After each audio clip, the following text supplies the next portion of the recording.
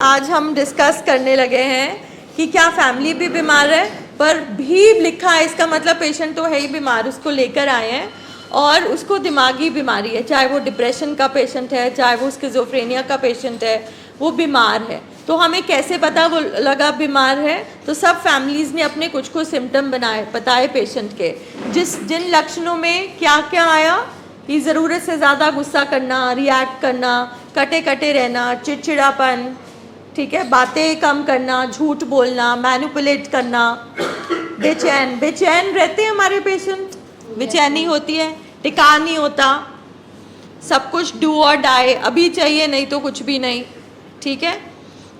अब हमने आइडेंटिफाई कर लिया, डॉक्टर्स ने आइडेंटिफाई कर लिया कि आपका फैमिली मेंबर अब दिमागी बीमारी का पेशेंट है। मगर आज सवाल है, क्या फैमिली भी बीमार है? क्या हम भी बीमार? ठीक है, तो ये मैंने डायरेक्ट नहीं लिखा, मैं थोड़ा सा डर रही थी कि अगर मैं लिख दूँ क्या फैमिली भी दिमागी तौर पे बीमार है, ये फैमिली नाराज़ ना हो जाए। तो हमने सोचा कि यहीं बैठे बैठे एक्सपेरिमेंट किया जाए कि फैमिली मानती है वो बीमार है या नहीं है, ठीक है।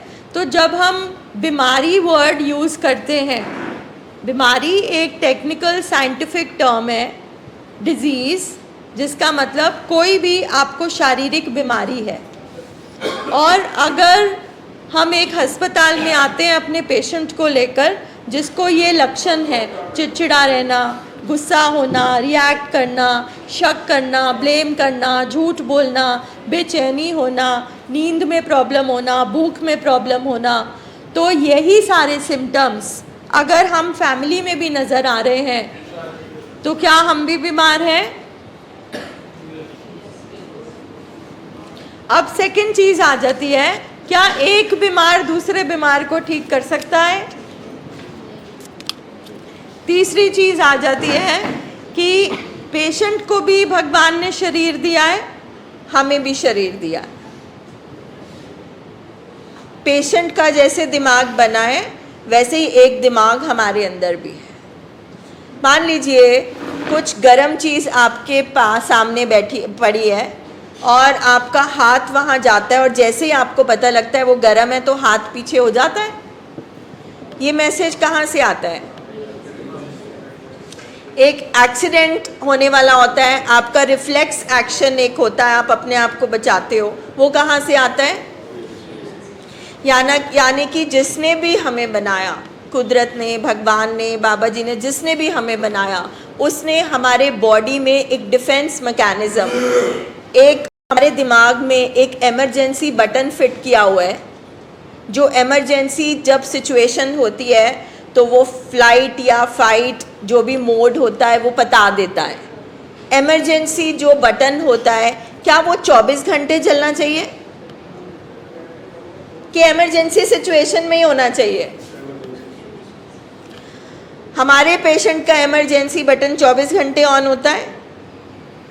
कैसे मिलेगा, कैसे अरेंज करेंगे? होता है। क्या फैमिली का इमरजेंसी बटन 24 घंटे ऑन होता है? सर तो बोल रहे थे 48, सर ये बोलने लगे थे जैसे बोले, ठीक है। तो यानी कि हमारे दिमाग में एक ऐसा बटन फिट किया गया जो बोला गया कि जब तुम्हारी लाइफ में इमरजेंसी आएगी मैं इसको ऑन कर दूंगा, सिस्टम ऑटोमेटिक। मगर हमारे दिमाग, हम जितने लोग यहाँ बैठे हैं, हमारा इमरजेंसी बटन सारा टाइम वो अलार्म की तरह करता रहता है। तो अगर हमारे दिमाग का एक वो जो पुर्जा है वो खराब हो गया तो क्या हमारा दिमाग ठीक है? मगर हमारे में और हमारे पेशेंट में क्या फ़र्क है? क्योंकि लक्षण तो हमारे अंदर भी आ रहे हैं, हमें भी बेचैनी है, हमें भी इनसिक्योरिटी है, हमें भी डर है। तो हमारे में और हमारे पेशेंट में क्या फ़र्क है? असूलन तो पूरी फैमिली को दाखिल हो जाना चाहिए अस्पताल, राइट गौरव? असूलन तो दवाइयाँ पेशेंट को भी देनी चाहिए और फैमिली को भी देनी चाहिए। जैसे मैम ने कहा मुझे बहुत एंजाइटी होने लगी और मैं अपना ट्रीटमेंट करा रही हूँ, तो कहीं ना कहीं इन्होंने साइंस को प्रूव कर दिया, क्योंकि WHO ने कह दिया है ये फैमिली डिजीज़ है, it is a disease of family. So research says एक जो दिमागी बीमारी का पेशेंट है उसके आसपास कम से कम 25 लोग बीमार होते हैं। मगर हम पेशेंट को क्यों नहीं बोल रहे कि तुम पहले ठीक हो, फैमिली को क्यों बोलते हैं? क्योंकि फैमिली भी बीमार है, जिसको टेक्निकली साइंटिफिकली ब्रेन डिसऑर्डर है, जिसका प्रीफ्रंटल कॉर्टेक्स मत वाला हिस्सा काम नहीं कर रहा है, और हम इमोशनली बीमार हो गए। हम अपने रिश्ते की वजह से बीमार हो गए। शैडो इलनेस भी बोलते हैं इसको, कि उसकी बीमारी का परछावा हम पर भी पड़ गया है, क्योंकि हम फैमिली हैं, क्योंकि हम साथ रहते हैं, क्योंकि हमारा अटैचमेंट है, क्योंकि हमारा रिश्ता है।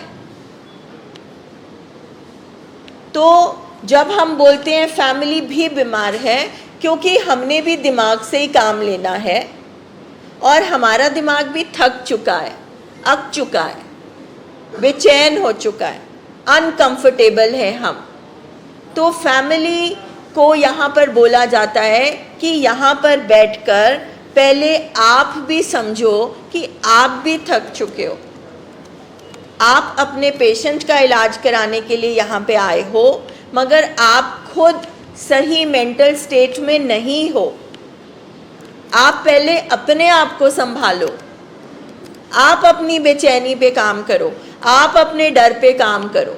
आपका ये जो 24 घंटे इमरजेंसी बटन चलता रहता है, आप इस पे काम करो। आप जो नेगेटिव हुए उससे पॉजिटिव हो, आप जो ना उम्मीद होके यहाँ बैठे हो उससे आप आगे चलो। अगर हम चाहते हैं कि हमारा पेशेंट ठीक हो, तो और हमने जो भी सीखना है, जो भी ध्यान रखना है, सब कुछ करना है, हमने भी अपने शरीर से ही करना है।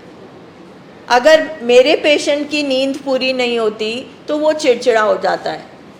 अगर मेरी नींद भी नहीं पूरी होगी तो मेरे शरीर को भी नहीं अच्छा लगेगा, राइट बात? और मैं भी चिड़चिड़ी हो जाऊंगी। अगर मैं चिड़चिड़ी हो जाऊंगी तो क्या मैं अपने हस्बैंड की या अपने जो भी पेशेंट है उसका जो चिड़चिड़ापन है, उसकी जो बीमारी है, उसको टैकल कर पाऊंगी, मैनेज कर पाऊंगी? नहीं कर पाऊंगी। तो जब फैमिली को बोला जाता है कि पहले आपको अपने ऊपर काम करना है, तो इसका मतलब ये नहीं कि आपकी कोई गलती है या आपने जानबूझ के अपने पेशेंट को बीमार किया है। फैमिली को पहले ये बोला जाता है कि जिस हालत में आप यहाँ आए हो, जिस हालत में आपको बीमारी भी ले गई है, पहले उसको संभालो, अपने आप को स्टेबल करो। क्योंकि अगर हम मेंटली इमोशनली तौर पे स्टेबल नहीं हुए तो हम पेशेंट को कोई मदद नहीं कर पाएंगे, चाहे हम उसको जितना मर्जी प्यार करते हो।